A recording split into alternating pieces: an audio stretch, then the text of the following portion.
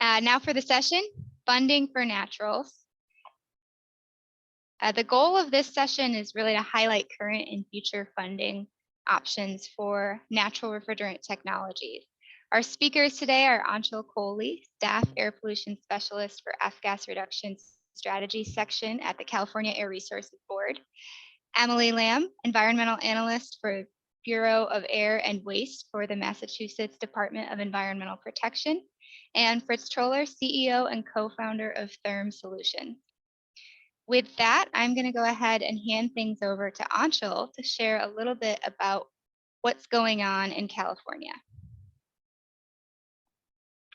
Thank you, Morgan.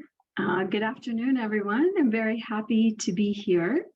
Today, I'll be talking about CARB's existing F-gas reduction incentive program, or FRIP, as we usually call it, and also share some good news about additional funding allocations that we've received from the legislature this year.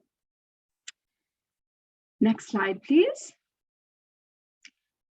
Many of you are probably at least a little bit familiar with the existing FRIP. I'll discuss what we've been able to accomplish through it, a little bit about how we designed the program, and also talk about project specifics.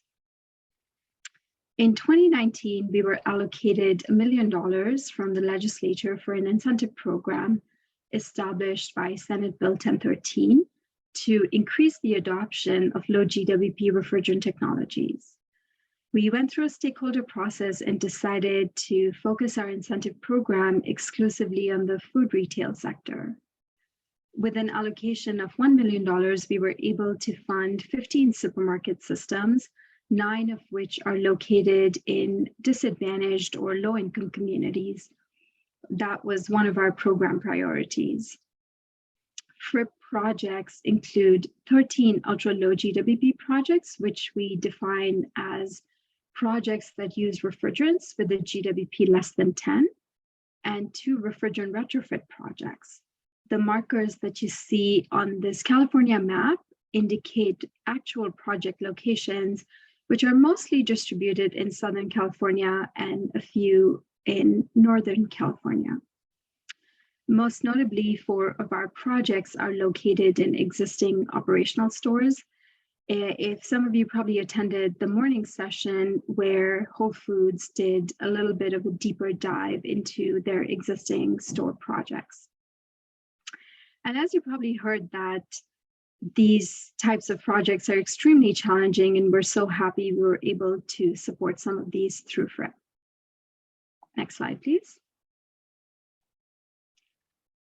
When we were first allocated funding, we knew that we wanted to design a holistic program. Even with a really small amount of funding, we knew we wanted to have a program that went above and beyond just providing financial support and did something to alleviate the market barriers that we hear are preventing the adoption of ultra-low GWP technologies. One of the first ones that we hear about all the time, and you've heard it being alluded to in the sessions as well, is that there's a lack of technicians that are trained in ultra-low GWP technologies. So one of the things we did is we required all ultra-low GWP projects to include a component of workforce development, where awardees are required to train technicians that are not exclusively affiliated with their stores. Retailers are taking a variety of approaches to fulfill the requirements of this portion. Some things that they're exploring are convening podcasts, conducting on-site as well as virtual trainings, and developing training materials that will be distributed to contractors. Similarly, we also heard from retailers that there's a lack of confidence with trying out new technologies. They just don't have very much information about them. To address that gap, we included a requirement for all retailers to share information about their projects with others in the industry. Some approaches retailers are taking to increase information sharing are to conduct seminars or webinars similar to the ones that we're experiencing in the summit, conducting store tours and developing case studies that will then be distributed to others. We included workforce development and information sharing requirements as part of the FRIP grants because even if it was on a small scale, we wanted to at least start creating a market transformation by alleviating some of these barriers. In both of these aspects, we want to acknowledge NASRC's great work in the critical support that they're providing to the retailers to fulfill these aspects of the FRIP grants. Additionally, we were able to get financial as well as technical support to conduct measurement and verification for all FRIP projects through the Emerging Technologies program that is co-funded by investor-owned utilities in the state and led by SoCal Edison. This is an extremely valuable component of the program so we can get third-party verified independent data to validate the performance of these new technologies, which is another gap that retailers have told us is preventing them from adopting some of the new technologies. Next slide, please. I'll talk a little bit about the specific projects. We classified projects in 2 tiers based on technology type. Tier 1 are ultra-low GWP projects, and Tier 2 are refrigerant retrofits. We funded projects for 5 different retailers listed here: Whole Foods Market, Costco, Aldi, Stater Brothers, and Barata Supermarkets. For the Tier 1 projects, 9 of the 13 are newly constructed stores that are indicated on the right, and 4 projects are in existing stores.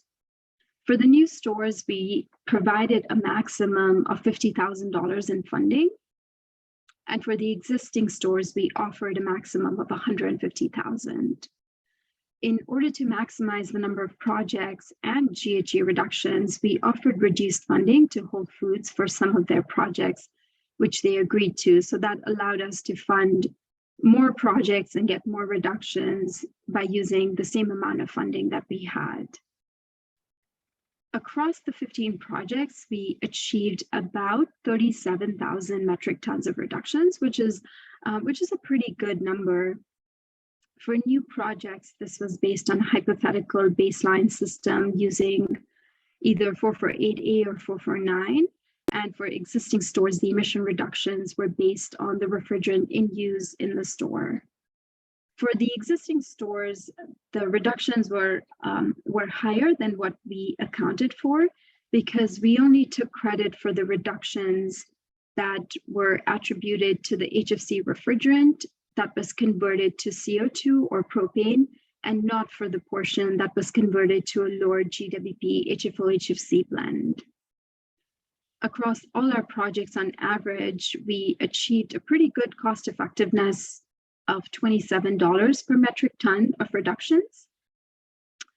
This number accounts for emissions for the entire project, but only accounts for the funding given by CARB, even though retailers provided significant funding for the system. 10 of these projects indicated in the solid colors have opened and are operational. The projects in hatched lines, which includes 3 of the Aldi projects and 2 retrofit projects, have not yet been completed, but are expected to be completed pretty soon. Next slide, please. We're really proud of the projects that we've been able to support through FRIP, and I'll share some highlights. Stater Brothers Market opened their company's first climate-friendly refrigeration system at a new store in Whittier. And this is across their fleet of 171 stores. This specific site is located in a community that is both disadvantaged as well as low income. Costco recently opened a store in Murrieta, which is one of the largest transcritical CO2 refrigeration systems in the nation. And of course, we have the Whole Foods projects, which you've heard a lot about. So I won't talk more about that. And the photos that you see here are actual photos provided by the retailers. And you might even recognize some of them for the Whole Foods that were also shared in the morning. Next slide, please. I'll end the discussion of this round of FRIP with an overview of how long it took for us to conduct this program and when we expect to wrap up. We're very happy with the timing of the projects. It took us on our end about 1.5 years to develop the program, solicit applicants, select awardees, and award funds. Since then, about 1.5 years later, 10 projects have already installed their refrigeration systems, and of those 10, 6 are new stores. The remaining 3 new stores are expected to open in the next few months, and the refrigerant retrofits are also expected to happen pretty soon. The measurement and verification for these projects began earlier this year. Southern California Edison has contracted with KW Engineering to provide the M&V. We expect data to be available sometime early to mid next year, and then we expect to wrap up all of our projects within the next year or so, with the entire M&V being completed by then. Next slide, please. And now on to some exciting news. CARB has been allocated a much larger amount of funding to accelerate the adoption of low GWP refrigerant technologies in this year. The legislature recognizes the importance of reducing HFC emissions to meet the state's climate goals.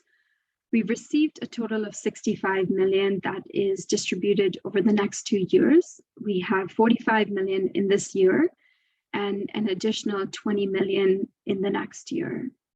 We're in the very early stages of program design, and we expect to be convening stakeholder meetings to solicit feedback sometime in the next few months. We definitely want to expand on the existing FRIP program. As compared to the previous map that I showed with the existing FRIP sites, we hope to have a much more populated map with projects located throughout the state. We also intend to consider other sectors that use HFCs that we didn't include in the last round of funding. And like always, we want to hear your ideas for how we can best spend this funding. So please come talk to us and engage with us through our stakeholder process. Next slide, please. And lastly, I wanted to share some recent developments in California that provide guidance for California's future with regards to HFCs. The governor recently signed Senate Bill 1206. It's authored by Senator Nancy Skinner. The bill will prohibit the sale of newly produced high GWP HFCs, or virgin HFCs as they're often referred to, that are mostly used for servicing existing equipment. Effective 2025, virgin refrigerants with a GWP greater than 2200 will be prohibited. Effective 2030, refrigerants with a GWP greater than 1500 will be prohibited. And effective 2033, refrigerants with a GWP greater than 750 will be prohibited. The prohibitions complement the national HFC phase down steps under the AIM Act and the Kigali Agreement. And we really hope that with these measures in place, the reclamation of existing high GWP refrigerants will increase substantially over the next few years. Senate Bill 1206 also asks CARB to develop an assessment to transition the state away from hydrofluorocarbons and to move towards ultra-low GWP or no GWP technologies no later than 2035. Additionally, CARB is in the process of developing the 2022 scoping plan, which lays out a path for the state to achieve carbon neutrality no later than 2045. The draft plan is available on CARB's website right now and is expected to be finalized later this year.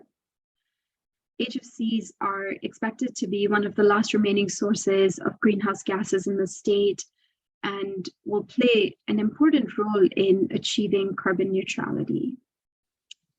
Next slide, please. And that brings me to the end of my presentation. Please email us if you have any questions or want to meet with us to provide feedback. We'll announce any upcoming workshops on our listserv, so please subscribe if you'd like to be notified. And we look forward to engaging with you. Thank you very much. Thank you so much, Aanchal, for a great presentation. It's really exciting to see all of those different success metrics for the program. And I think the funding from the next round really speaks for itself. So we're really excited to see that. Just as a reminder to the folks on the line, if you have questions for Aanchal, please put them in the Q&A box. Just a couple questions to start us out here, Aanchal. The first is, once the M&B data is completed, you mentioned some of the great reasons behind needing that type of data. Does CARB have plans for how that data will be used? And have you seen any interest already from utilities? They're always looking for data, and that's come up a few times in the summit about the need for data to inform incentive programs. So it's sort of a twofold question. So I'll start with the second half first, Morgan. So yes, definitely we've seen a lot of interest from the CPUC as well as all of the IOUs that are part of the Emerging Technologies program. They want to use this data to then create some sort of incentives that are readily available across their territories.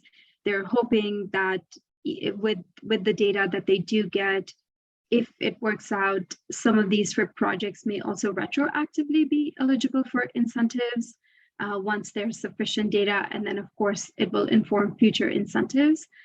Unsure what that's going to look like, but of course, we hope to see that it's much easier to be able to get incentives through utilities. Either way, with CPUC's approach to changing their incentive structure to what they call the total systems benefit approach, we expect that even beyond just the M&B data through FRIP, there will be incentives that utilities will be offering for GHG reductions that are separate from the energy efficiency. So either way, we'll see a shift, and we hope that it's twofold in that it'll be for energy efficiency as well as GHG reductions. But I guess we just have to wait to see how that plays out. And for the first half of your question, I've already forgotten exactly what you asked. Well, you sort of answered it. It was really, the intended use of the M&B data. So I think you started to get at it. If there's anything you'd like to add, though. Yes, I do remember it now. So the one thing that we hope is, as we design our new FRIP program with the additional funding, we want to be able to incentivize technologies that have proven to be energy efficient. We don't quite know what that's going to look like, but we want that to, even if we don't necessarily mandate it through the new FRIP, however we decide to structure it, we at least hope that the retailers have the information they need at that point to then make their decision about what technologies they want to implement. So that's kind of how we hope that it's used, even if we don't include it directly. Great, thank you, Aanchal. I think we have time for one more quick question. The question is, how can we help CARB develop the next round of FRIP? Great question. So how stakeholders can best help us is give us ideas for what are the best ways to spend this money, what makes sense for retailers. One of the feedback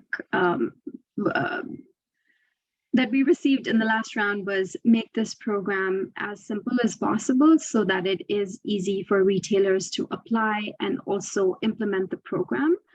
We would love some more feedback about that. There are some restrictions that we do have based on the requirements from the legislature or the type of funding. So we do have some restrictions, but beyond that, we do have some flexibility. So how do we make this process as easy for retailers to apply for funding and then implement the program. That would be very helpful. How much funding do we offer? Come meet with us, talk to us, attend the stakeholder working groups. We take every single comment that is shared with us, whether it's in writing or it's verbally shared. We take all of that into consideration as we design the program. So the more you tell us what works for you, the more we're able to design a program that actually works for the industry. Great. Thank you so much, Aanchal. So really exciting to hear everything that's going on in California. I do want to move on to another state that's got an exciting incentive program going on. So it's my pleasure to introduce Emily Lamb to talk a little bit about what's going on in Massachusetts right now. Hi, yeah, thank you so much for having us. We're very excited. In September, we launched a commercial refrigeration grant program here in Massachusetts, really inspired by some of the great work that Aanchal and the folks at CARB did. So you'll see some similarities there, but we can go to the next slide. So just a brief overview of what I'll talk about. I'll give some background and then go through the types of projects we're offering funding for, some eligibility criteria, and then how we'll be evaluating projects and what the application process is. Next slide. So I won't spend too much time on the background because I know that this audience is familiar with why we care about HFCs in this sector, but for Massachusetts, commercial refrigeration accounts for about 30% of our HFC emissions. So it's the largest single contributing end use, and that's sort of why we chose to focus on it with this program. The technologies are out there, but adoption is low. And as we've heard, there are a lot of barriers around workforce development, getting the local market kind of going. So the aim of this program is to incentivize the adoption of those technologies and build up local capacity. We also recognize that not every store or retailer can switch to low GWP or ultra low GWP refrigerant. So we're also offering funding for leak detection systems for refrigeration systems using high GWP refrigerants to try to capture some of those emissions as well. Next slide. So this breaks down the incentive amounts and the type of equipment that we're offering this for. This is all up on our website, which I'll put a link to in the chat at the end of this presentation, but we are, for all of these categories of projects, we are offering more money for projects that are located in environmental justice populations, which is defined on Massachusetts website. There's a link to it later in the presentation, because those are really important areas for us to target here at Mass DEP.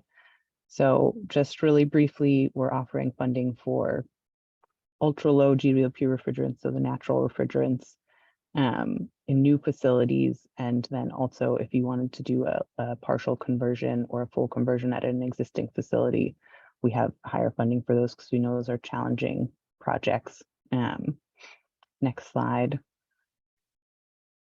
So then we're also offering funding for retrofits, which is you have to be going from a high GWP defined as over 3,900 to a lower GWP refrigerant. And then those leak detection systems that I talked about before. For both of these, you need to be using at least 50 pounds of high GWP refrigerant to qualify. Next slide. So eligibility, some of these are just sort of standard as you might expect. You have to follow all local laws, and you have to use certified technicians, but we want projects that are going to be completed within the next 3 years. You need to own or operate either a food retail location, a food bank, or a nonprofit institution in Massachusetts. We're really thinking that those would likely be hospitals, universities type settings where we might be able to find additional applicants to the program. I think I sort of glossed over some of the more detailed ones, but this is all up on our website, so I won't go into all the detail.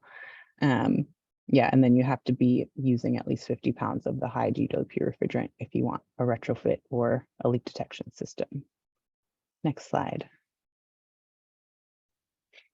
So these are the metrics that we're going to use to evaluate the applications that we receive.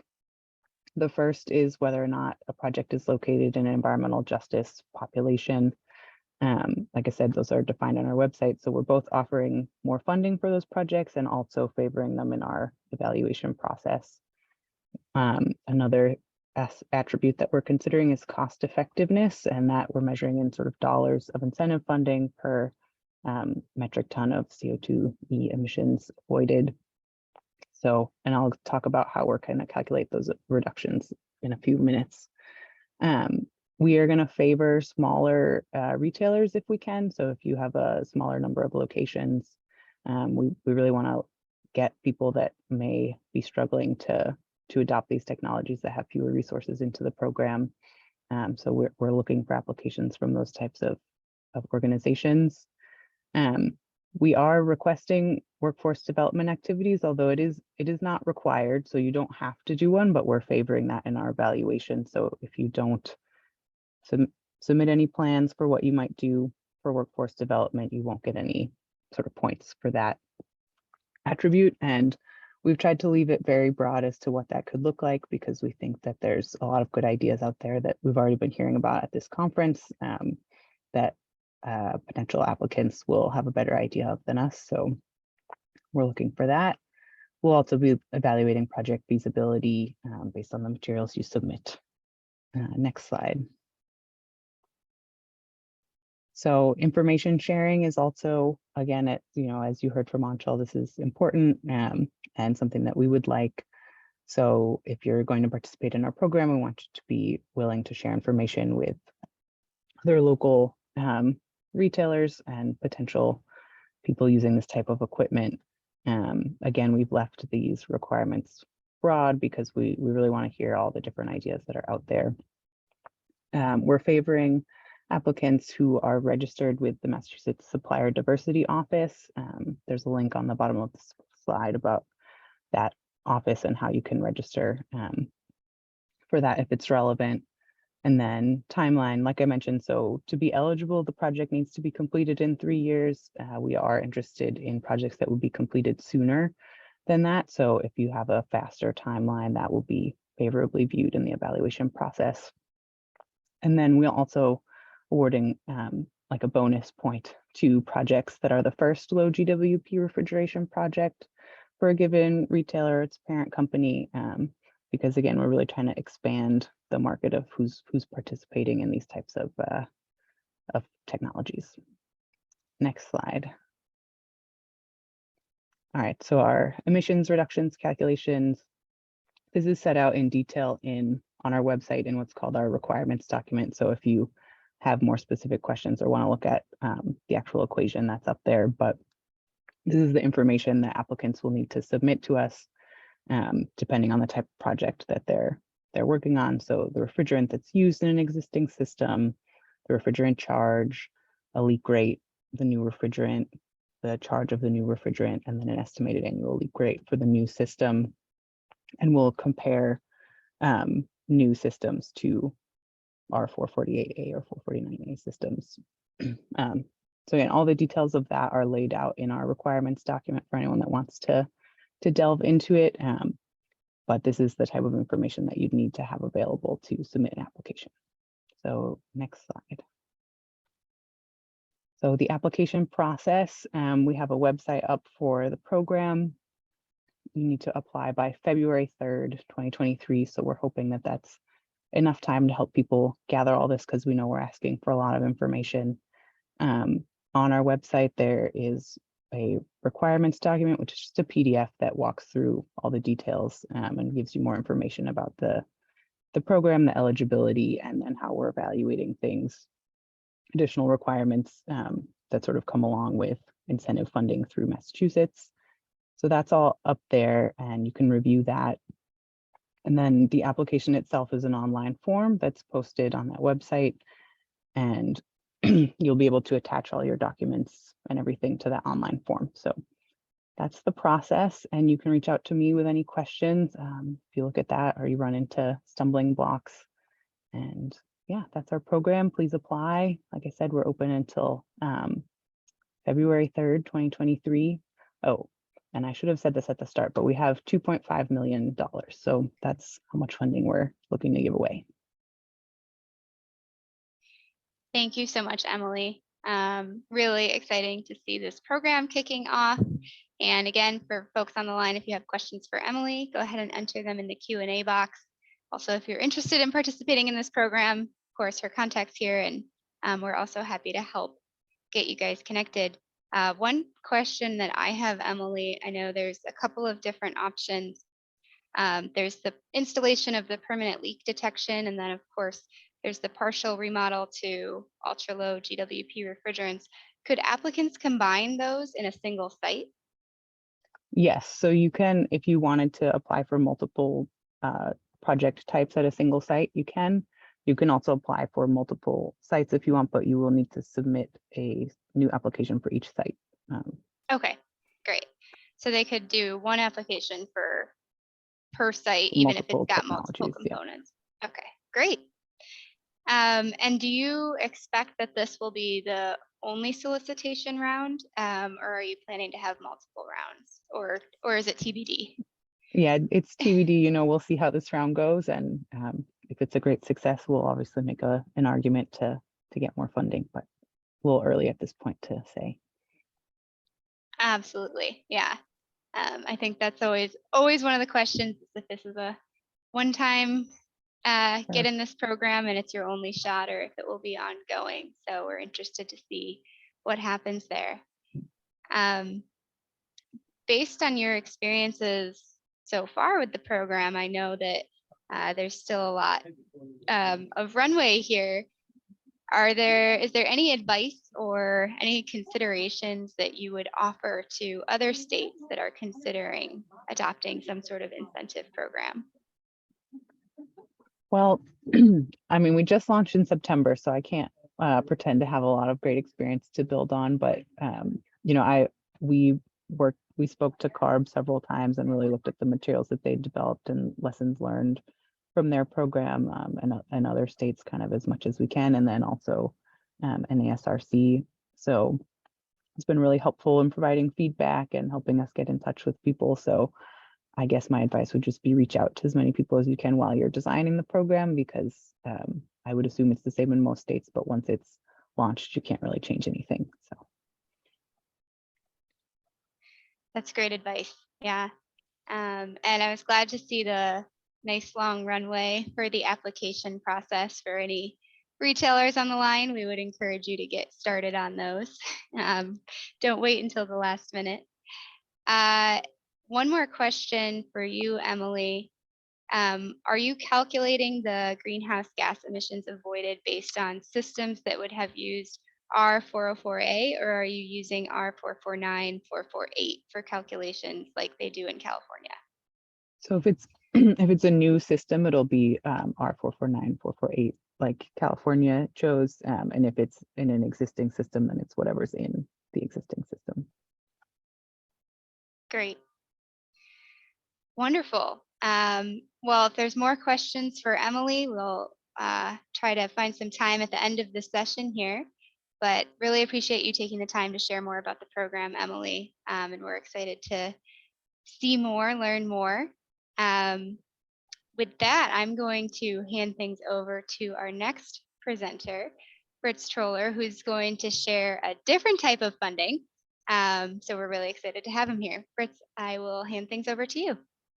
Yeah, great. Thank you, Morgan. First, just a heartfelt thank you to Danny and Morgan and Jeannie and all the, the great people at NASRC. The content and the summit itself has been fantastic, and it's a great tribute to your hard work. So thank you for all the hard work, and thank you for allowing us to be here today. So next slide. So yeah, we can go on to the next slide there. Good. So we're going to go through a couple of things. First, I'm going to talk a little bit about carbon markets. Why are they valuable, and what are the carbon markets? I'm going to talk about what is a refrigeration carbon credit, talk about different ways to mint refrigeration carbon credits, And then finally, we'll talk about what the potential economics might be and what does the process look like in order to get the issuance of refrigerant carbon credits. Next slide. So what are the carbon markets and why are they valuable? Well, in 2020, the entire carbon credit market was about $300 million in value. And as you can see in the chart on the left-hand side, McKinsey is predicting that that market will balloon to about $50 billion by 2030. And it's particularly interesting to us in the market, in our particular market with refrigeration, because refrigerants are so ubiquitous, right, in the US. And the cost in terms of upgrades and the cost in terms of the potential for refrigeration carbon credits is quite large. Next slide. So who actually buys these carbon credits? Well, it's typically Fortune 500 companies who make reduction pledges but can't totally decarbonize based on their current operations. A good example I like to use is United Airlines, right? Their ability to reduce their carbon footprint is hampered by the fact that they still have to burn jet fuel, at least for the time being, and maybe for many years to come. In the interim, they buy carbon credits in order to fund other activities that can reduce the carbon footprint of other companies in a more expeditious way. These companies that are on the right-hand side, people like tech companies like Facebook and Microsoft, it's even food companies like Tyson and Unilever who value these refrigeration carbon credits. Next slide.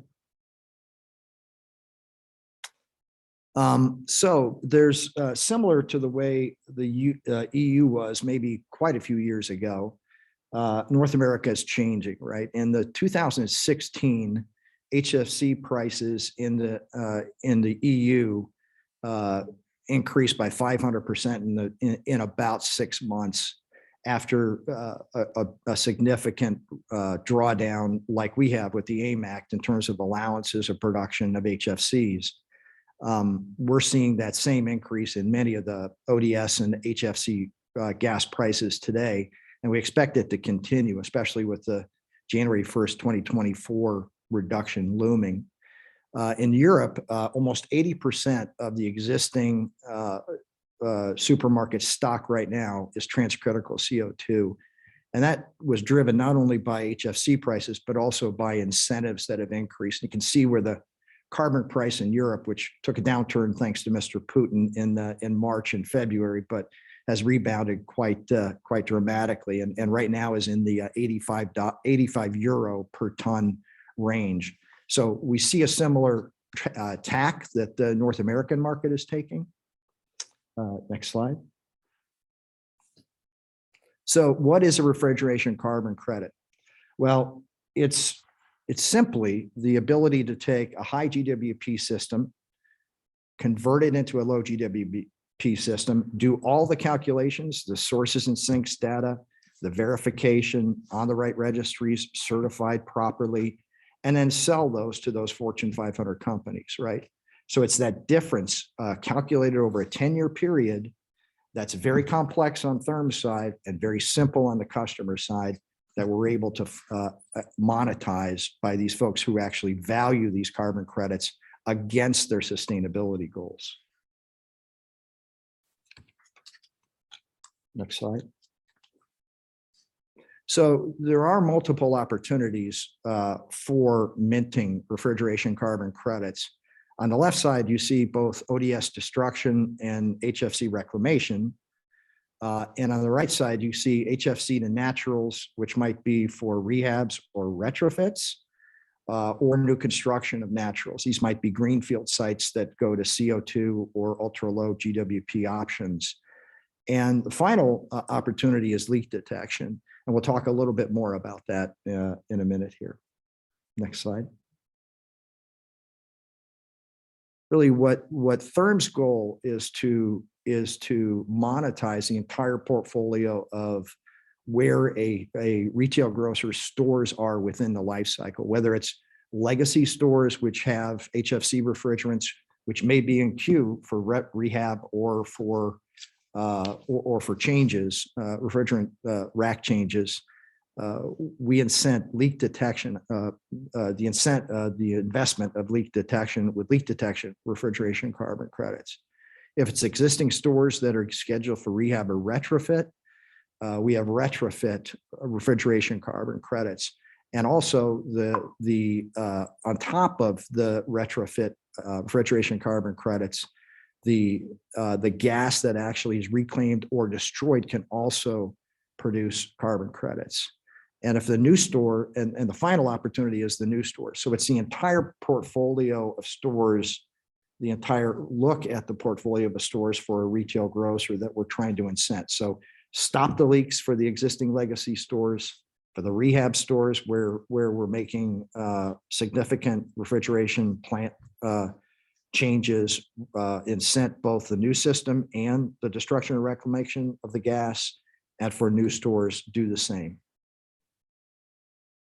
Okay, next slide. So power of scale. We currently have a little over 600 projects that we're developing for our retail customers. And that means that's really important that we get to scale, because scale offers us significant leverage. The combined offerings I just talked about, which are multiple methodologies, we want to layer those on top of each other to get the most out of every single project for our customers. And that means significantly more refrigeration carbon credits.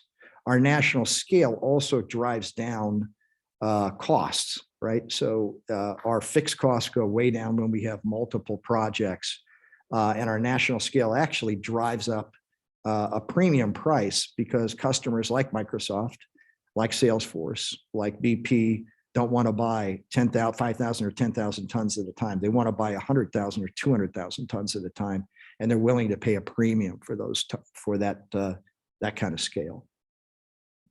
Next slide.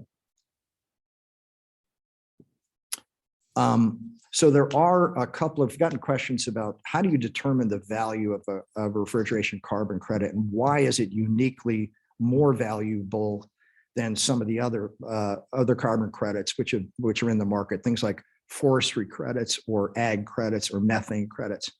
Well, refrigeration carbon credits are very unique in the fact that they're indisputably permanent. Once a system is changed or a gas is pumped down from a system, it can't be reused again. It's and specifically, and also in areas where reclamation or destruction has occurred, there is no going back. So the unique permanence of refrigeration carbon credits add to their value in the voluntary carbon market.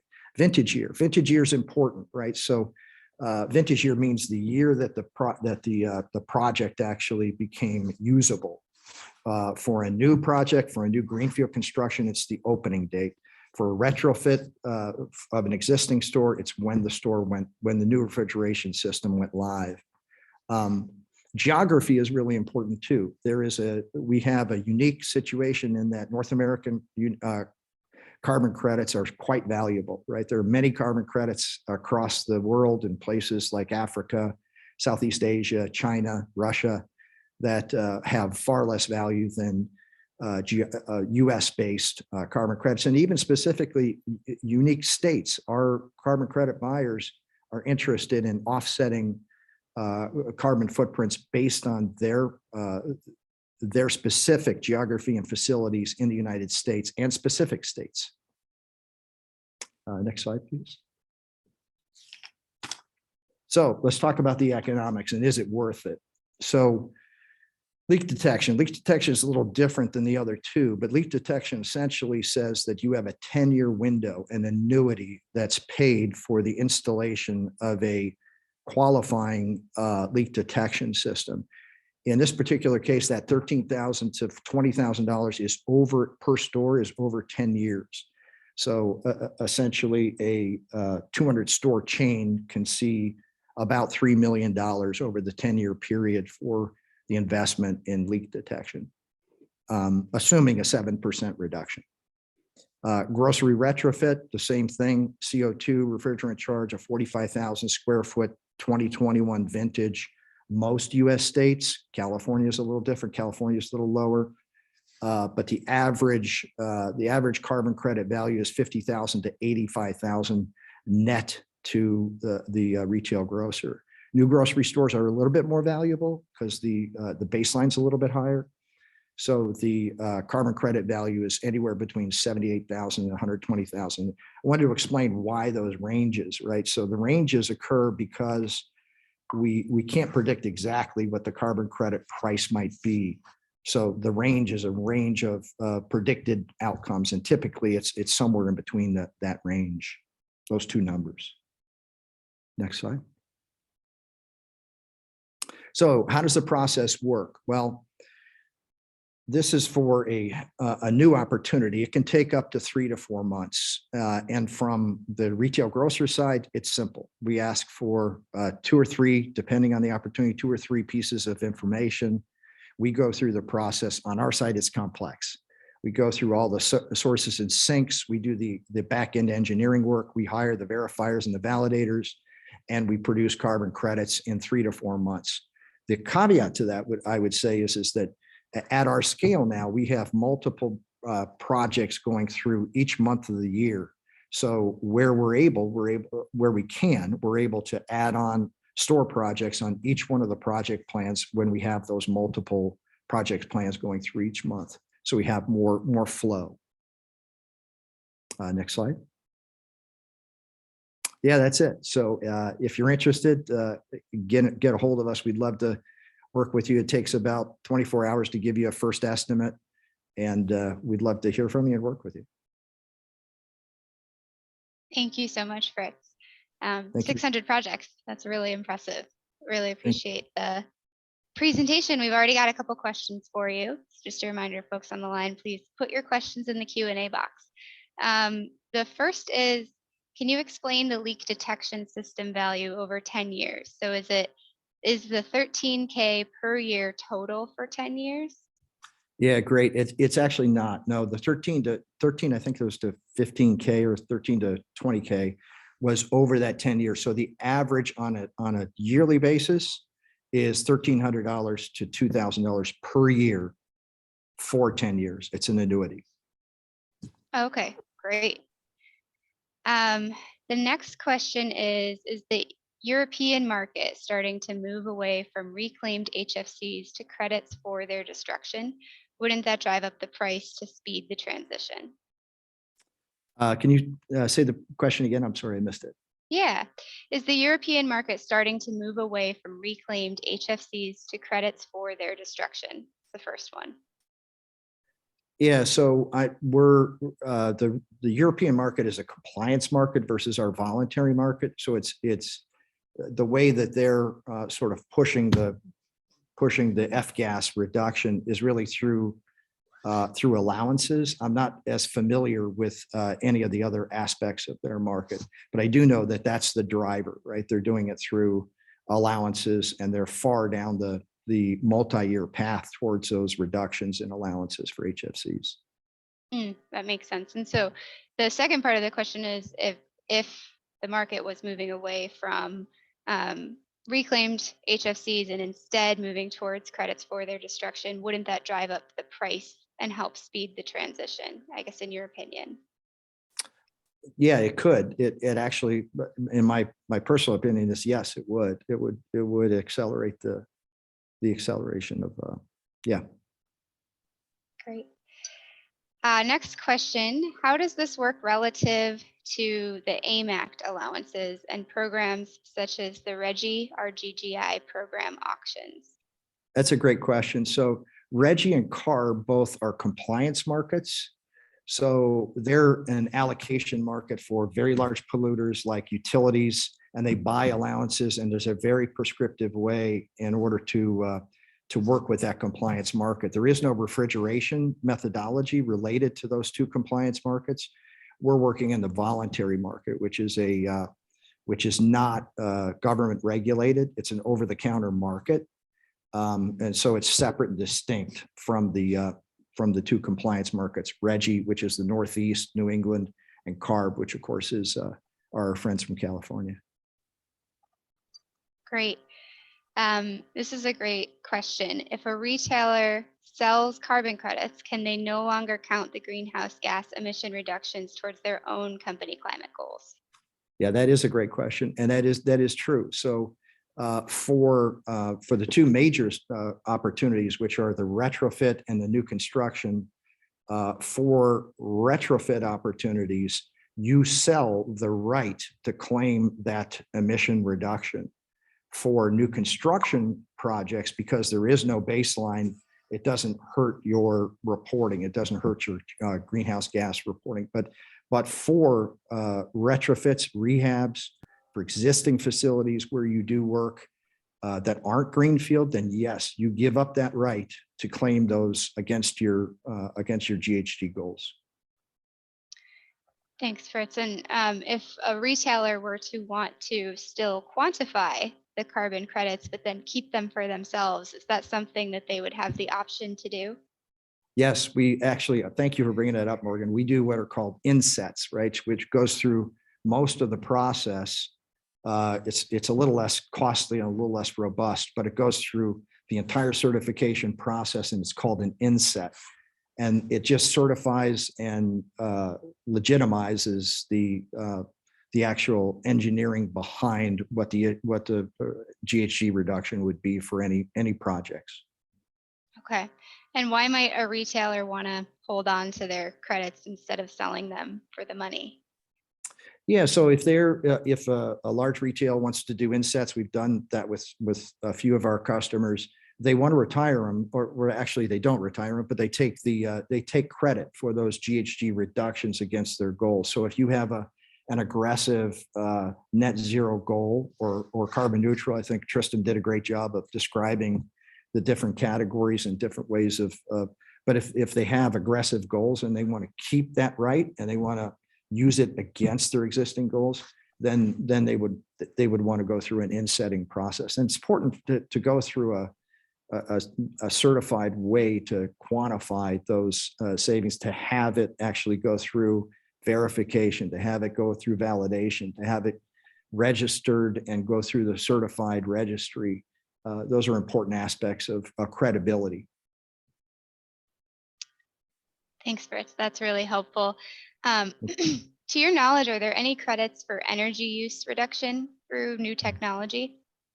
Yeah, not yet. We're at Therm, we're looking at a holistic building envelope. So all the things that you could do to improve your efficiency or improve your carbon footprint. So I'll say not just yet, but coming soon.